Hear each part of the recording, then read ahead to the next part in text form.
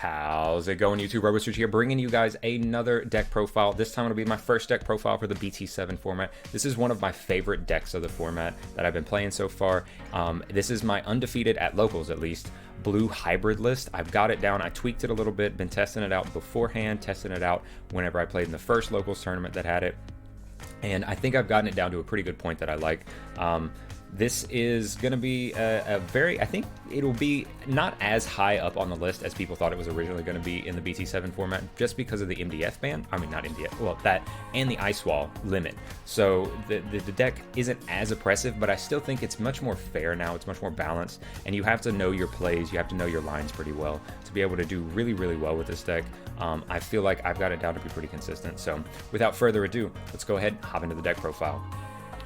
First off, we're gonna have our rookies, or our babies. We'll start off with our 4 Upamon and then 1 Kiaramon. So this is just your draw engine. It's probably the most consistent draw engine for the deck.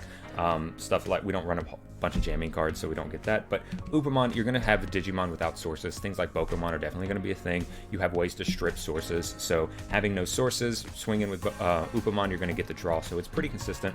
And then Kiaramon is your other 5th egg. I always like running 5 eggs. Very seldomly do I think you should only run 4 eggs, but certain decks actually just need that extra consistency. But in this deck, Kiaramon doesn't hurt the consistency at all. You run the 1 Kiaramon because you're going to strip a source usually, stuff like Sorjo, Kumamon, and then you'll gain the draw 1.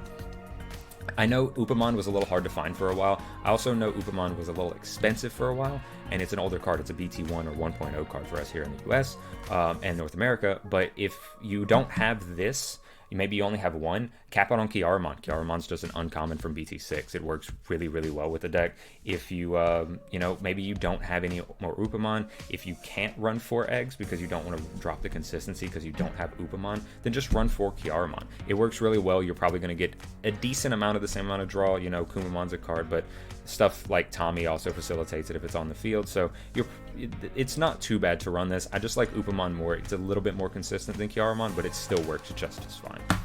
So next, we're going to go on to our rookies. We'll start off with BT4 Strabimon. This is just really consistent card.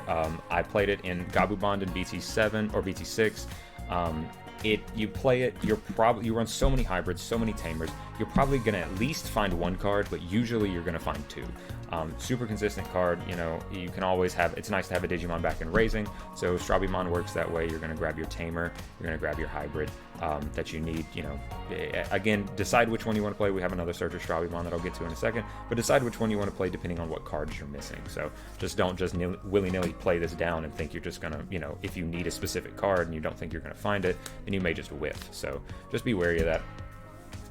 But next up, we have 3 of BT4 or BT7 Strabimon. This is the other one I was talking about. It's more so than this Strabimon. This Strabimon doesn't whiff as often, but this one can on what you need. So this one, when you play it, you reveal the top 4. So you dig a little deeper than this Strabimon, but you will only be able to grab Koji, a hybrid, or a Susanomon. So most of the time, if you're missing the tamer and you have like both of these, don't just play this. You're probably going to reveal, there's a good chance you'll reveal a tamer that you may have wanted to see, and it just goes to the bottom because he only grabs Koji.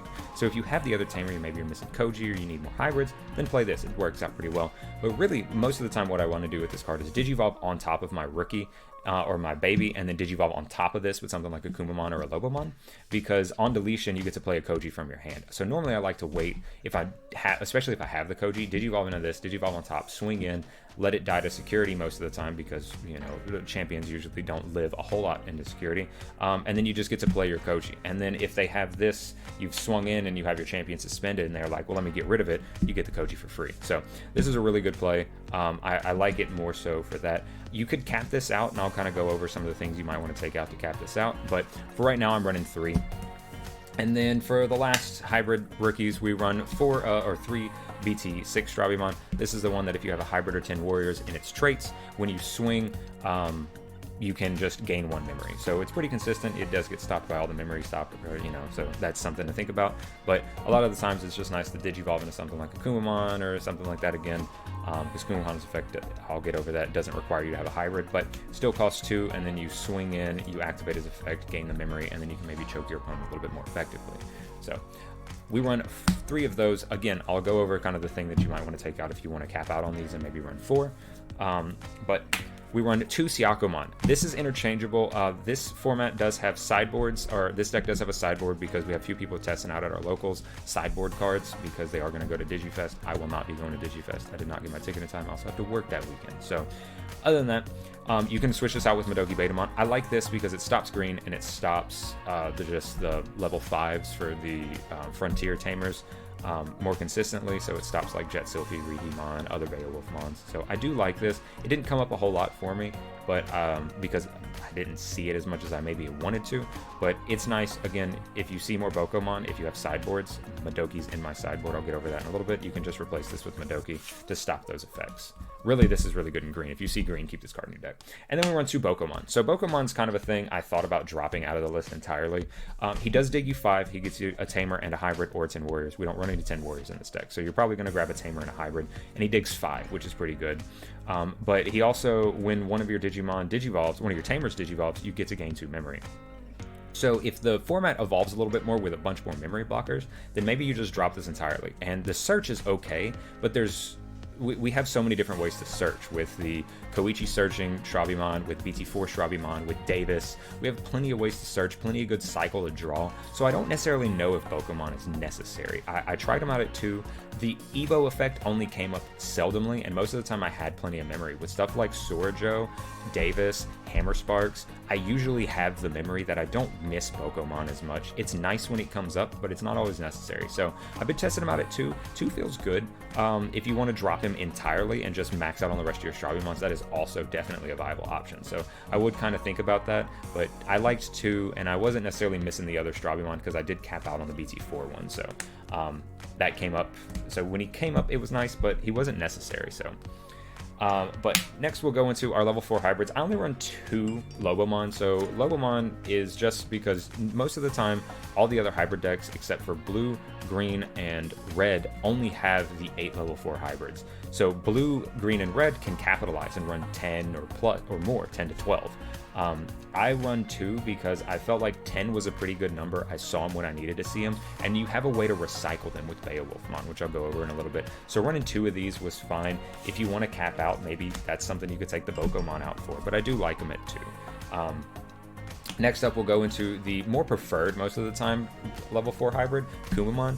This is because Kumamon's effect is he digivolves for 2, just like Lobomon. He can digivolve on top of a Tamer or a Rookie, but when you digivolve, you trash a source underneath one of your opponent's Digimon. This doesn't have to be a requirement to have a Hybrid or a Tamer underneath, so this is just generic. So this is a good option to digivolve on top of something like your inherited effect Stravimon. So we run 4 of those, and then he facilitates well with the rest of the engine of the deck, which is Korikakumon, and also Tommy, which we'll get into in a little bit. But Korikakumon digivolves on top of a Hybrid or a Tamer as a Hybrid for 2, which is nice if it's a Tommy, or he digivolves on top of a Hybrid. So this could be a level 4 Hybrid or level 3 Hybrid, because he does digivolve on top of level 4 for 1 memory. Then he can freeze one of your opponent's Digimon without sources, so they can't attack or block until the end of their next turn. So this really does help. If you have a Tommy, then you can digivolve the Tommy, freeze it if something without sources, and then swing, use Tommy's inheritable to freeze something else. I usually like to evolve this on top of a Tommy, digivolve into Beowulfmon, which I'll go over here in a second, and then be able to recycle this back and still get Tommy's freeze effect. So Korikakumon is really more so the MVP in my opinion than Tommy. I'm not just cope on that, not just copium. Tommy is busted. Tommy's really good, but being able to recycle Korikakumon was really what did it for me most of my matches. So I really, really do like Korikakumon. I think he is just as much of a problem as Tommy for if this card gets limited in the future. So just know that going forward, that if this deck stays prevalent in here and in Japan, there's a chance it could get limited. So, but onwards and upwards, we have our level 5s. We run 4 Beowulfmon. So this is BT7 Beowulfmon. If there's a Tamer in the sources, you digivolve this for 1. This gets stopped by things like Gaussmon, Cutemon, and stuff like that. So just be wary of that. But whenever you... So that's a cheap way. So like I said, you digivolve Korikakumon on top of Tommy, you digivolve Beowulfmon for 1, so you've only spent 3 memory. So if you have your memory Tamer, you're good to go. And then you can swing. Beowulfmon's effect is add a Hybrid from its sources to your hand to bounce one of your opponent's level 4 or lower Digimon.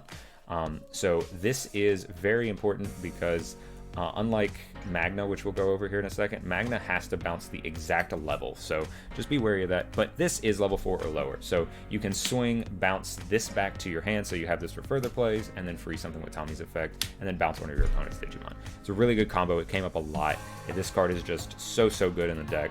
I like running this over some of the other. I like capping out on this.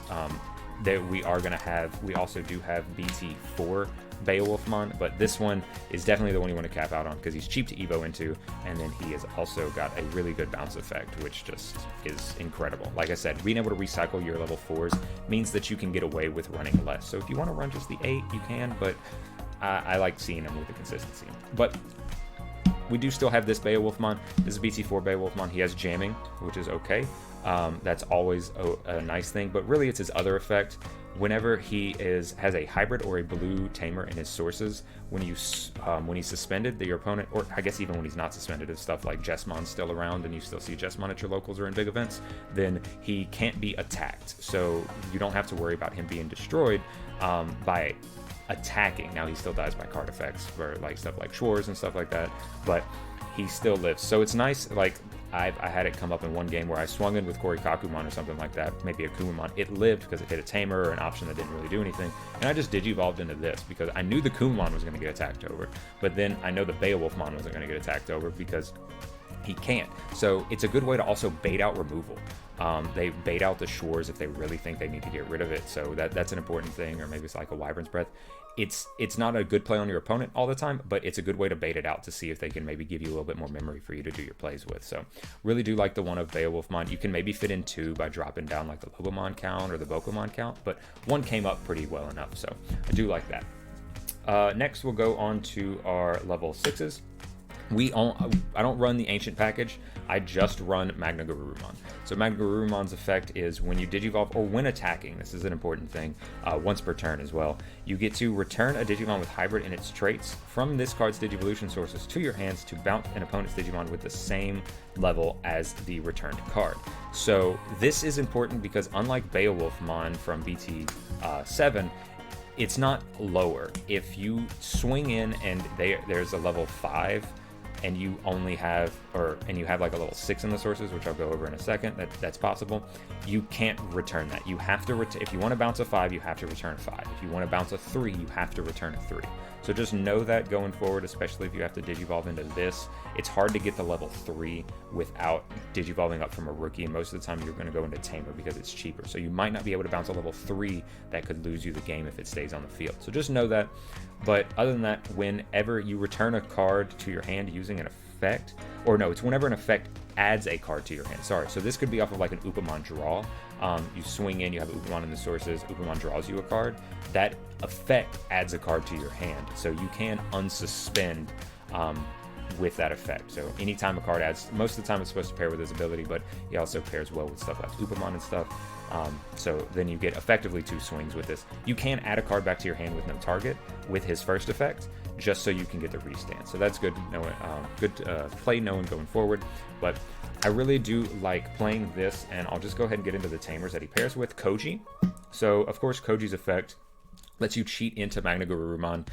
If you Digivolve this Tamer with 5 or more, or 5 hybrids in your hand. They have to all be in your hand, which is kind of the hard part for Koji, and why he's a little bit less played than Takuya, or less impressive in my opinion than Takuya sometimes. But if you have the cards in your hand, you can Digivolve into Magna Garurumon and then tuck all the sources underneath it. The biggest thing I like to do with this is to have a Magna Garurumon in the sources. So I'll have 2 Magnas in hand and 4 other hybrids, so then I can Digivolve my Koji into Magna, tuck a Magna underneath the sources, then use Magna's effect to add the Magna back and then bounce a level 6. That's really the most impressive play that I like to do with it.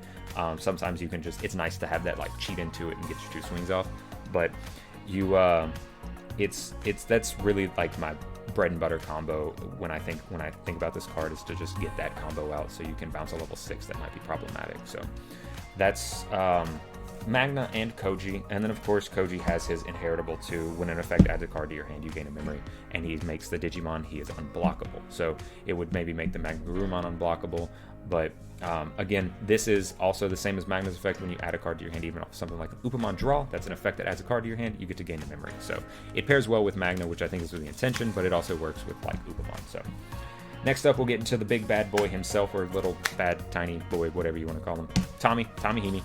This card, when you play it, he does have an on-play effect. He strips 3 sources, so he can basically strip a Tamer level 6, unless they, use the cheaper Evos for like multiple champions. But strips your sources, and then he has the inheritable. Whenever you attack until the end of your turn, until the end of your opponent's next turn, you can freeze a Digimon without sources. So again, of course, the best combo, have Tommy on field, Digivolve into Korikakumon, freeze something with Korikakumon's effect, swing, Tommy's effect triggers, freezing another Digimon. And then if they can't get rid of it, this effectively starts the Tommy lock, as I like to call it, where you just constantly freeze Digimon. And if you have something like Sora Joe on the field, you're constantly stripping sources, constantly freezing, and then you can use effects to recycle the Korikakumon, like with Beowulfmon, to keep on getting back the Korikakumon freeze, which is really, really strong. Next up, we have our memory tamers. I'm just going to go ahead and drop them all down. We have 3 Davis, 3 Sora Joe. Davis, of course, he's a searcher. He's your memory tamer. He's going to set you to 3. He's going to let you search 3 at blue Digimon. We don't care about the green. But that's just super strong. And then Sora Joe facilitates the engine pretty well.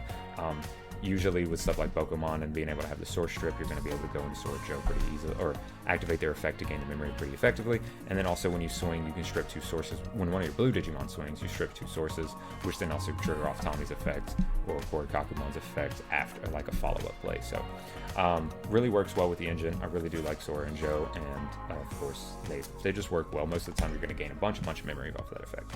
And then last up, we have our options. Pretty standard blue options, in my opinion. You can opt not to run Hammer Spark, but I think it works better than the memory boost in this specific deck. There's plenty of source strip, and I've found in testing beforehand, the freeze off the memory boost didn't do enough. If I was going to play 3, I'd like to get a Tommy on the field. And even though Tommy doesn't give me the memory, I have Hammer Spark in hand to gain me that little extra memory sometimes to just go into Tommy and then do the freeze. So I do like Hammer Spark, and then also this coming out of security to help save you a game or pass the turnover is also very important sometimes too. So I do like the Hammer Spark over. I tried out, like I said, the memory boost, even the blue memory boost. That just whips your tamers. I don't really like that as much. And then Howling, it works, but sometimes it doesn't always work. And then of course Ice Wall, when this card shows up, it can basically win you the game. If it comes out of security, it's a Hammer Spark, which is also nice. But if you have this card in your hand, you just save this for that last push that you need. If you need to save yourself another turn, maybe this is all you need to have in your hand. You play the Ice Wall, and then now they can't gain them. Now they are stuck out. If they give you any memory, they swing, they give you too much memory, turn passes over to you, and you just win the game. So the one of Ice Wall is still really good. I'm glad it's not at 4 anymore, because God, this format would be absolutely toxic. But lastly, we're going to go into the sideboard. I'm not going to spend too much time on the sideboard. I've already rambled enough as is, but I don't really like sideboards in this game. That'll be a whole nother thing. I didn't really make a video on it, but I don't think they're as necessary. The card pool's not as big, so this sideboard's kind of whack. For lack of a better word, it's a little wonky. There's a few cards that I think are actually really good in it, but other than that, so we'll just go ahead and hop into it. Madoki Betamon, this is easily replaced with like Syakomon. You may want to mainboard Madoki Betamon to stop the Syakomon, because if your locals runs a whole bunch of people that run in 4 of Boko, or you think the tournament that you're going to go into has a whole bunch of 4 of Boko, Madoki Betamon works a lot because 2 Boko on field, they Digivolve the game memory. It's kind of cracked. And so this stops all that. So I do like Madoki Betamon. This is interchangeable with Syakomon, or if you want to fit this in, take out some of your other hybrids and fit these in to stop those plays. That's also something you can do. Your level 3 hybrids, I should say. So 2 of Madoki Betamon. This is another, like I said, it's a little wonky. We run 2 Daipenmon. He's a hybrid, so he facilitates the hybrid engine pretty well. When you Digivolve, for every Digimon without sources, you get to draw another card. So if they have multiple Digimon without sources, you may just get to draw a whole bunch of cards. But really, it's kind of a rookie rush hate card. If there's a hybrid in its sources, then none of your opponent's level 3 Digimon can attack. So again, just a rookie rush hate card. We pair it with Hexablow in the end. This is kind of just like a surprise. I think they're going to run into like Maggarumon or something like that. You still keep the Kojis in, make them think that that's still going to happen, and then you Digivolve into a Hexablow. And then now what are they going to do? If they think they're safe. Now, Hexablow is a lot easier to play around. You can Digivolve into something to get around it. But I still think the Hexablow to be there, strip sources, get that jamming swing in, make them they have to Digivolve to keep them from stopping. I think Hexablow works pretty well. Again, Sideboards are a little wonky. I don't think blue has a whole ton of utility to worry about, but this is another good sideboard card in my opinion. I also like this card, Azulongmon. They think they're going to run into, it's the same thing as Hex. They think they might run into something like Magna, and then all of a sudden your Beowulfmon, they have a board of 3 or 4 things without sources, and then you just Digivolve into this Azulongmon. And if they don't have a memory blocker, then this Azulongmon can be, like, let's say if they have 3, it's a 2 cost Evo, and then now this Azulongmon swings for 4 checks, and then if you have the memory, then you can just, or a Hammer Spark, you just go into another hybrid and you win the game, as long as it lives all 4 checks. So I do like Azulongmon for kind of a surprise thing. It's really like you side this in, and then they're like, oh, I wonder what he sided in, and then they don't see anything different, and then, you know, maybe it's not something they ever think about, and then all of a sudden, boom, Azulongmon comes out, OTKs. So next up, this is a funky card. This is I'll Drag You Into the Depths. This is a BT4 card. I really saw it the most in pre-release. So what this card does is a global effect. All of your Digimon gain your turn when attacking your opponent's Digimon with no sources. Delete that Digimon. So this happens when you declare the attack. So the attack never actually finishes. So if you have piercing, just know that the piercing won't happen, because the Digimon didn't delete it. This effect deleted it. Not that blue would ever have piercing, but anyway. So this is a good way to get rid of like stuff like Susanomon. You play this, now out of security you just add it to your hand, but you play this, Digivolve into Kumamon, swing the Kumamon into Susanomon, because most of the time they're not going to hard Evo into it off of a level 6. They're probably going to cheat it out with a Tamer, just so they can cycle cards back into their deck. So then being able to do this to just get rid of Susanomon, I think it's a funny play. I don't think it's particularly great, but I think running it 1 of or 2 of or something like that would be fun. So that's one. And then of course 2, Kakaitis Breath. I think this card's like your best sideboard card, because most of the time you don't super need this removal, but again, it's another Susanomon answer. If you're really afraid of Susanomon, Kakaitis Breath, if it comes into security, they swing in 3 checks. The first check reveals this, you bounce the Susanomon back to their hand. They can evolve into it again and pop something else, sure, but they have to have this stuff in hand or in trash to facilitate it, and this just kind of stops that. So, and they wasted 7 memory to go into this, or if you're green, you can cheat it out, and then, you know, now they have it, they can cheat it out again. But I just do like the 2 Kakaitis Breath for the sideboard. So that'll pretty much be it, guys. Sorry about this video being a little bit longer and rambling. I know people just like to know plays. This format's a little weird. A lot of people at my locals don't really know how to... It's really been an adjustment period, because you have to have the know how to work with the hybrids. Hybrid meta is much different than the rest of it. You know, the game was kind of solved the last format, and it's always been kind of solved pretty quickly, but hybrid meta is a little bit different. You got to readjust to a few different plays. So sorry if I rambled a little bit too long, but I just wanted to kind of go over some of the plays and stuff so you guys could kind of see how the deck runs. And then I have a gameplay video of it probably up at this point, so just take a look at that, see some of the plays and how I work out with it. But other than that, guys, that'll be the list. Sideboards are weird. Mulligans are good. I'm not going to go over all that in this video, but this is my blue hybrid list. It works really well. It ran really well. Only dropped a few games to, you know, maybe bad draws or something like that, not finding your hybrids fast enough, maybe not finding the one of Ice Wall that could have saved me. But other than that, guys, I've been enjoying this. Feel free to take it to your locals. Enjoy it. If you got sideboards, maybe tell me in the comments down below kind of what cards you would like to put into the sideboard you think. There's a few other cards, but I just think they're a little too wonky and they don't come up super often. But if you guys have any sideboard options other than just like generic stuff like Mechanorimon, leave them down in the comments below. Be sure to subscribe to the channel to stay tuned for more Digimon TCG content. We'll have more deck profiles, more gameplay videos coming to you in the future. But until next time, guys, be safe. Have a great day.